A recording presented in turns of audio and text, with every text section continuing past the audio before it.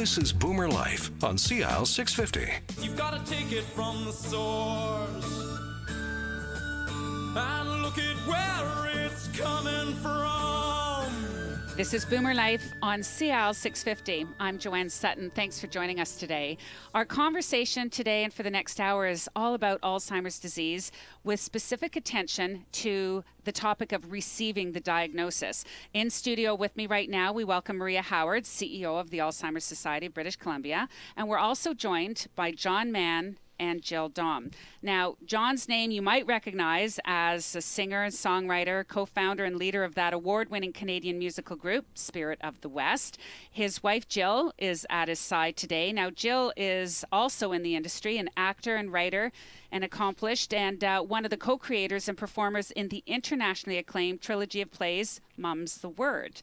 She's currently working on a stage play for the Arts Club Theatre about a woman whose husband is diagnosed with early onset Alzheimer's disease, which is exactly why we are here today. John and Jill, let me thank you so much for coming in today and telling your story. Oh, thanks for having us.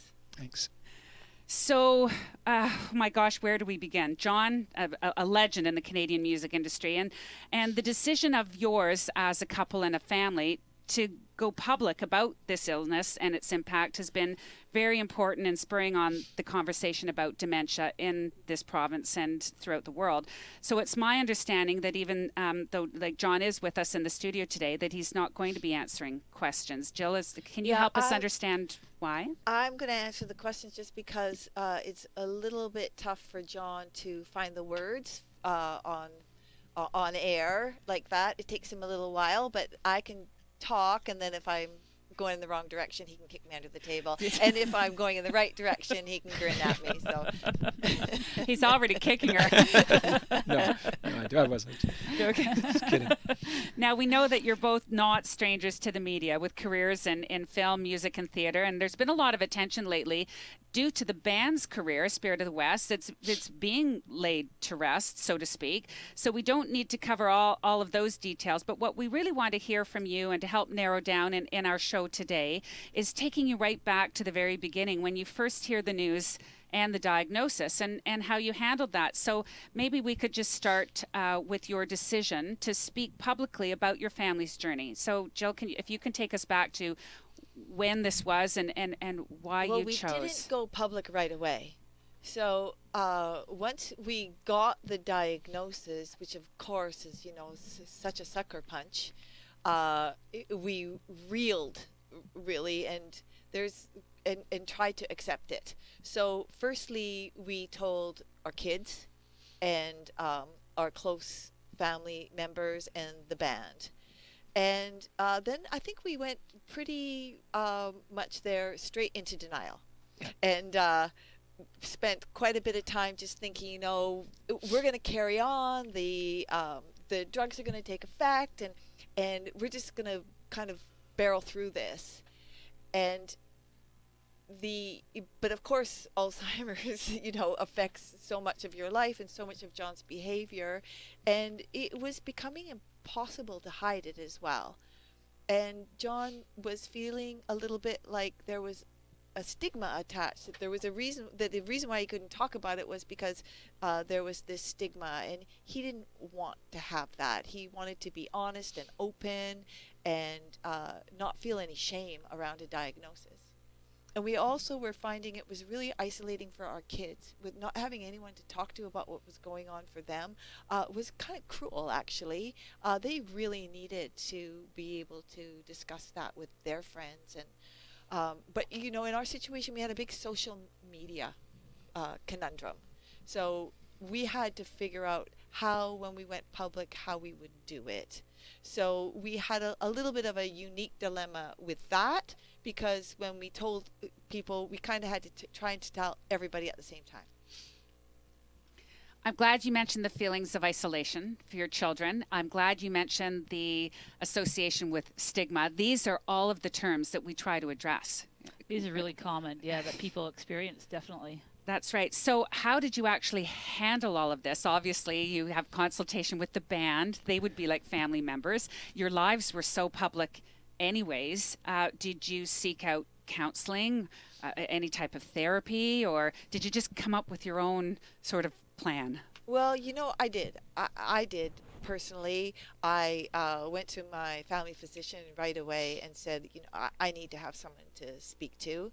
So I got a referral for a psychiatrist because for me, money was an issue. So I wanted to have it covered on my medical. So I went to a psychiatrist. So I had someone to speak to. I found that very helpful. I right away went to the Alzheimer's Society and brainstormed with people there how to start a support group that was just for early onset people. So in a very first meeting that I had, I met with 2 other women that were going through a very similar situation as me. And so that was also very helpful. Seeking out like-mindedness and other people that are in that same situation and getting them to share their insight with you as well was helpful. Yes. Yeah. And then also I realized too that, it's so tricky when you have a progressive disease like dementia. It's so touchy to find a place where you do feel really comfortable because you don't really want to be around. It takes you a while to be with people that are further down the road.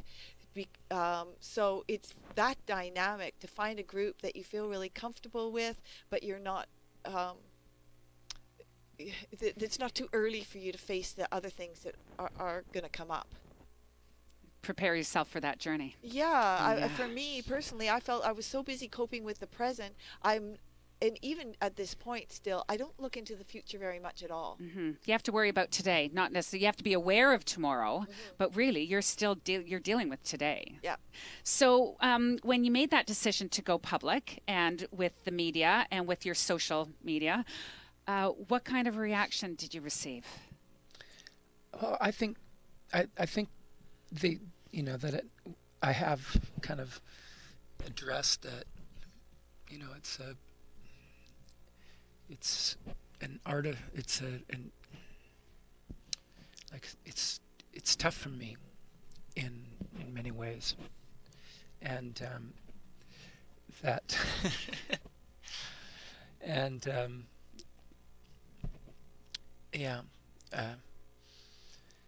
and it's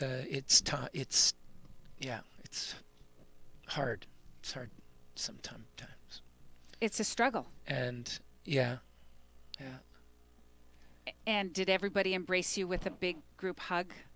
Well, your I think band, your family. Yeah, but I'm surrounded with all these different people. So Wonderful people. Yeah. We certainly, when we decided to go public, we had no idea how people would react. So we were facing the idea that certainly maybe the band would no longer be able to perform. John would no longer be able to perform as a solo artist. We had no idea first of all, we had no idea if someone would want to dance to a song when the person who was singing it had Alzheimer's. And if there would be a stigma attached, would there be this look of pity when people looked at you? And we were so unprepared for the onslaught of support and care and understanding and generosity. It was life transforming what happened to us. We just had no idea. I think in some ways we were expecting the worst case scenario, and we got bombarded with the best case scenario that we didn't even dream was possible. There's a lot of love out there. Unbelievable. And you realized you weren't alone. Oh, and how compassionate people are and looking for an opportunity to help. And also so many people noticing, We thought we were pulling off this great caper, but of course everybody was seeing that there was something the matter. And once we told them, they were all relieved and wanted to jump in and do everything they could. To support any way they could. Because I think it was sort of leaked in a newspaper article somewhere. It's like, what's up with Spirit of the West? It's like John was using an iPad at his show, and you thought it maybe wasn't noticed. Yeah. We thought, people will just go, oh yeah, he's using an iPad now, but of course, yeah, people are more observant than that. So you went along, you go with the flow, you continue to lead your lives, and John continues to perform as a group, right? I'm sure it affected his solo career as well. So Spirit of the West as a band they've just done a final tour in Vancouver. Tell us, how were those shows? There were 3 in a row, wasn't there, at the Commodore Ballroom? How was that? It was really fantastic. Magic. Yeah, it was magic. Yeah. And they ramped up too, didn't they, Johnny? Like, Yeah. we came on so strong on that Thursday, and and then they just even got stronger and the songs got faster, and there was even more energy. And I certainly felt like John, instead of speaking, he threw everything into his physicality, and so he was just dancing up a storm. And you look out, and the audience was grinning, like just grinning and fist pumping, and so supportive and jumping up and down. And we had all friends and family there, musician friends supporting. At one point the stage was covered with people. Yeah, it was really, really incredible. So, as saying a goodbye, it was such a supported way to leave. There was so much joy. And I understand it was really important to both of you that just going out with the band, you had to go out with a bang. Yeah, I mean, it is important. You don't. They wanted to hit it out of the ballpark, and they really did. Yeah, so they could feel really proud and really, really supported and exciting, and there was just so much love. That's just wonderful. Yeah. And on a high note, right? Yeah, and it's uplifting music too, right? So there's that. So it's pretty obvious that dementia has changed your situation quite dramatically in your lives, and quite quickly in some cases. But do you actually feel like your capacity to cope with those changes has been impacted by having that diagnosis? Like, were you better able to get a handle on the situation once now you knew what it was and what was affecting John's life? I guess what I'm trying to say is, John was relieved when he first got the diagnosis. Was there a sense of relief? Oh, Yes. certainly. It was like, okay, now this makes sense. Now we know. And so there was some peace there for sure. And also the fact that he was able to go on Ariset, which for John, it did help him.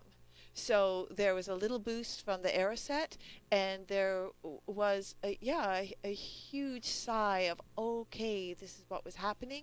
And then we were also able to band together and go, okay, now what do we deal? How do we cope with this? And let's get a game plan in place, and and let's learn how to seize the days. So tell us what your game plan is now, from today moving forward. Well, we're still really busy, even though Spirit of the West has called it a day. John and I are involved with an organization called Gold Medal Plates, so we're going to go on tour with them. They raise money for Olympic athletes, so we're going to go, and John will do some performing for them. We're also working with the Alzheimer's Association in Ontario as well to do a fundraiser for Music for Memory, because music plays such an integral part in people's lives that have Alzheimer's. The ability to enjoy music never leaves. And respond to music. It's with you till the very end. Mm-hmm. Yeah. So this fundraiser that we're doing is to bring little iPod shuffles to people that have Alzheimer's, so that their family members can load up those shuffles with their favorite songs, and that they can keep those in their pocket and listen to music. So we know that the days of Spirit of the West are basically done, but has John really hung up his music and artistic talents for good? I think there's still another show in the works, isn't there? Somewhere? Well, just the one that I was talking about at the Horseshoe, which is the fundraiser. In Toronto. Yes. Right? Yeah. So June 2nd. That's right. Excellent. Is there anything else that you feel is really important for us to know, Jill and John? Is there anything else that you would like to share about maybe setting the pace for others who are in your position of receiving a diagnosis? Or Well, I think Maria said it very succinctly when she said that life doesn't end with a diagnosis, and I think that that's really important to know, that life goes on. John's had a diagnosis now for 3 years, and they have been really full, really rich years for us. And I think that's important for people to know. I think it's important for people to know that that they'll be surprised by the warmth and compassion that greets them. Thanks very much for your input. I know sharing the story will help many. It's helped us. It's helped educate us as well. It's a great story. This is Boomer Life on CL 650, and you've been listening to the powerful words of Jill Dom about her husband's diagnosis of early onset Alzheimer's disease. Her partner is John Mann, the legendary actor and musical leader of the band Spirit of the West. John is 53, is that correct? 53. It's time for the family to spend some time together, and I guess in the words of the band, you're going home for a rest. Thanks to both of you for being here today and sharing your story. Up next, we're going to be hearing from a doctor's perspective on what it's like to actually deliver the news about a diagnosis of Alzheimer's and other dementias. This is Boomer Life on CL 650. Celebrating the baby boomer lifestyle. This is Boomer Life on CL 650.